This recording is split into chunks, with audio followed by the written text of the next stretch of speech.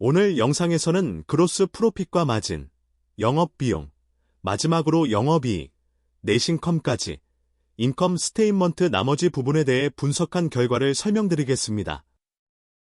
먼저 많은 분들이 항상 관심을 가지는 그로스 프로핏입니다. 그로스 프로핏은 아무래도 70% 이상의 비중을 차지하는 오토모티브에 의해 많이 좌우되는데요. 22년 4분기를 정점으로 지속적으로 하락 추세였다가 이번 분기에 반등하였습니다. 하락 추세가 시작된 주요 원인은 22년 2분기부터 시작된 가격이나 프로모션입니다. 22년 테슬라는 FSD 기술의 패러다임을 바꿀 계획이었습니다. 기존 룰베이스에서 AI에 기반한 E2E로의 전환이죠. 그러나 E2E가 제대로 그 능력을 발휘하기 위해서는 일정 수준 이상의 실제 주행 데이터와 이를 데이터를 바탕으로 한 트레이닝이 필요했습니다. 그러나 한창 차량 판매 성장을 통해 주행 데이터를 확보해야 할 때 자동차 판매에 직접적인 영향을 끼치는 금리 인상 시기가 맞물려 버린 거죠. 여기서 테슬라는 전략적 선택을 합니다. 주행 데이터를 확보하기 위해 가격 인하라는 수단을 빌어 대규모 투자를 단행한 것입니다. 이로 인해 마진은 급격히 하락하기 시작했고 판매량 증가에도 그로스 프로핏은 감소하기 시작했죠. 그러나 이러한 과감한 결정이 있었기에 지금의 FSD가 있다는 점을 잊어서는 안 됩니다. 그리고 테슬라가 단행한 가격 인하는 기존에 없는 유형의 투자입니다. 주행 데이터를 최대한 빨리 그리고 많이 확보하기 위해 투자요. 그런데 가격 인하로 인해 지속적으로 하락하던 오토모티브의 마진의 반등이 일어나고 있습니다. 지난 4분기, 1분기 16%대 수준에서 금번 2분기에는 17%가 넘었죠. 이는 글로벌 동시 생산 전략의 효과에서 비롯되었습니다. 인하된 가격의 구모델을 작년 말에 다 털어냄으로써 정가에 팔 수 있는 신모델로 새롭게 라인업을 재편한 거죠. 그러다 보니 자연스레 SP가 올라갔고요.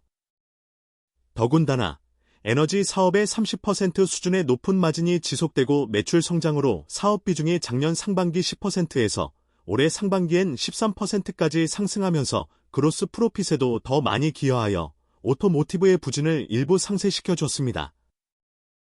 그로스 프로핏과 마진 측면에서 저는 테슬라가 이젠 턴어라운드 했다고 봅니다. 물론 얼마나 빠르게 성장 국면으로 돌아서느냐는 퀘스천 마크일 수 있으나 반등 추세를 만들었다는 것만으로도 좋은 신호라고 여겨지네요. 오토모티브 프로핏과 마진은 앞서 설명한 테슬라 전체 결과와 결을 같이하여 넘어가도록 하겠습니다. 이번 별첨은 위에서 얘기했던 22년부터 단행되었던 오토모티브의 가격이나 형태의 투자 전략에 대한 설명인데요. 이전 페이지에서 설명드렸듯이 테슬라는 22년 1분기까지 30% 넘는 그로스 마진을 유지하다가 금리가 높아지면서 사람들의 구매력이 떨어지자 차량 가격을 인하하기 시작합니다. 이때는 이 가격 정책을 두고 여러 말들이 많았고 특히 많은 사람들이 럭셔리 브랜드로서의 이미지를 버리고 수익성이 나빠짐에 따라 실패한 전략이라는 비판이 많았죠. 그러나 여기엔 숨겨진 의도가 있었습니다. 주행 데이터를 확보하기 위한 전략이었던 거죠. 다른 데이터와 달리 주행 데이터는 말 그대로 테슬라 차량을 구매하고 주행해야만 테슬라가 얻을 수 있는 데이터입니다.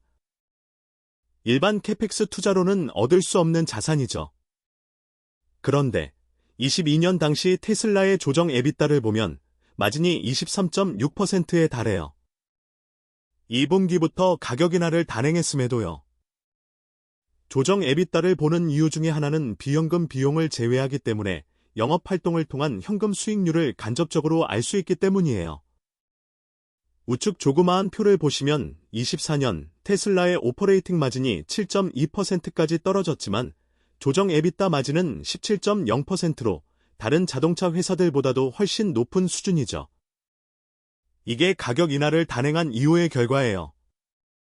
다시 요약하면 테슬라는 가격 인하라는 대규모 투자를 통해 자율주행 완성을 위한 대규모의 주행 데이터를 확보하고도 조정 에비타 마진이 여전히 다른 자동차 기업들보다 훨씬 높다는 거죠. 이 현금 창출 능력 때문에 테슬라가 이런 과감한 선택을 할 수 있었던 거죠. 그 결과 2022년부터 FSD 주행 데이터가 폭발하기 시작합니다. 22, 23년에는 V10, V11, 그리고 23년 8월 일론이 처음으로 E2E를 공개한 이후 24년에 V12가 등장하면서 FSD 주행 데이터는 폭발적으로 늘어났죠. 22, 23년에 모아놓은 주행 데이터가 없었다면 아마도 V12의 모델링이 그 정도의 완성도를 가지고 출시되지 못했을 거예요. 수익성을 가지고 많은 사람들이 비판하지만 제가 볼 때는 테슬라는 당장의 수익성보다 미래를 선택했다고 봐요.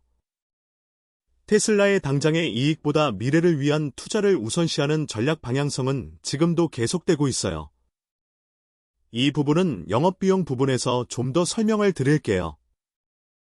다음은 에너지 부문 그로스 프로핏과 마진에 대해 설명드릴게요. 보시는 바와 같이 왼쪽은 그로스 프로핏, 오른쪽은 마진인데요. 그로스 프로핏은 흑자와 적자를 반복하다 22년 2분기 최초로 에너지 스토리지 디플로이먼트가 1기가와트를 달성하면서 그로스 프로핏이 흑자로 전환하였고, 그때부터 이후 지금 디플로이드된 에너지 스토리지는 10배 성장, 그로스 프로핏은 9배 성장하였습니다. 그리고 이 고속 성장세는 앞으로 꽤 지속될 것 같고요. 그로스 마진의 경우 대량 생산의 힘을 여실히 보여주는데요.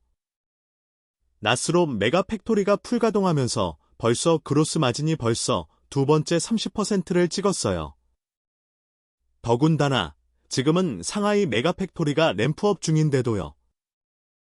보통 공장이 램프업 중이면 비용이 높기 때문에 만일 상하이 공장의 램프업이 완료되면 하반기부터 관세 영향이 있긴 하나 그로스 마진은 30%를 넘길지도 모르겠네요.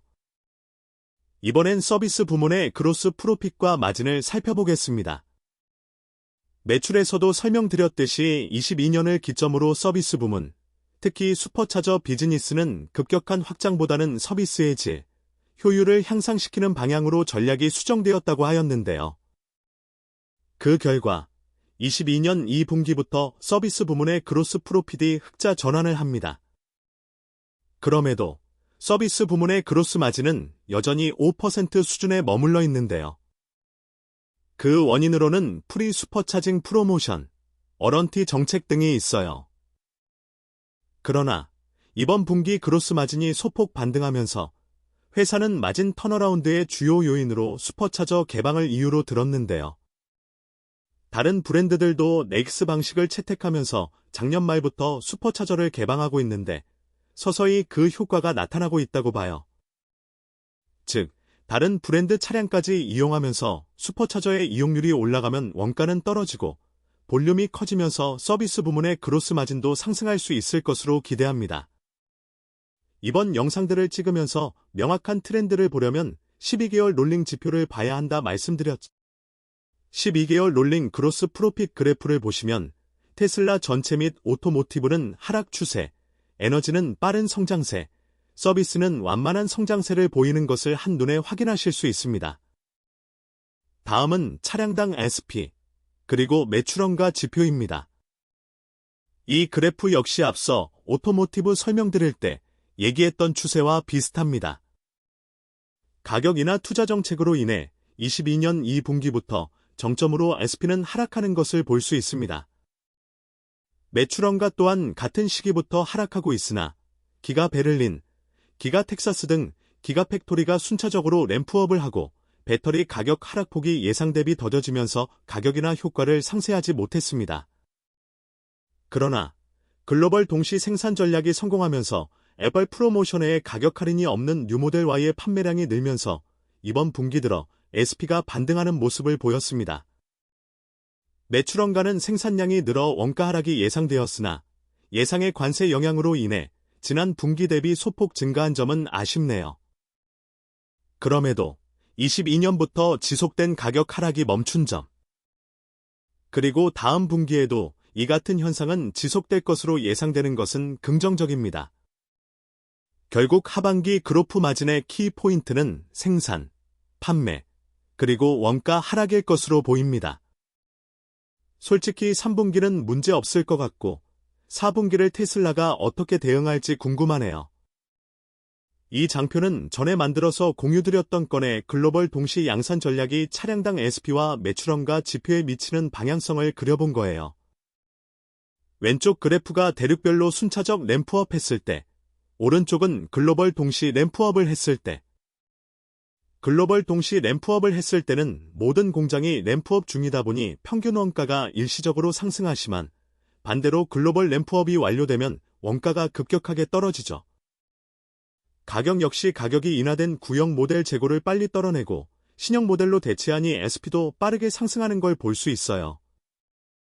이렇게 되면 신형을 출시 초기에 최대한 많이 팔 수 있어 이익을 극대화할 수 있죠. 단, 이번에 테슬라에게 있어 관세라는 조그마한 외부 요인이 있었던 것뿐이죠. 또한 테슬라가 10Q의 에너지 관련 정책 및 규제 관련 리스크에 대해서 원론적으로 얘기한 내용이에요. 내용보단 테슬라 역시 외부 경영 환경 변화에 대해 주시하고 있구나 정도로 알고 계시면 될 듯쇼. 얘기하다 보니 설명이 길어져서 원래는 파트 1 인컴 스테인먼트를 3부작으로 끝내려 했는데 4부작까지 늘려야겠네요. 4부작에선 영업비용 및 영업이익, 순이익에 대해 얘기해 보겠습니다.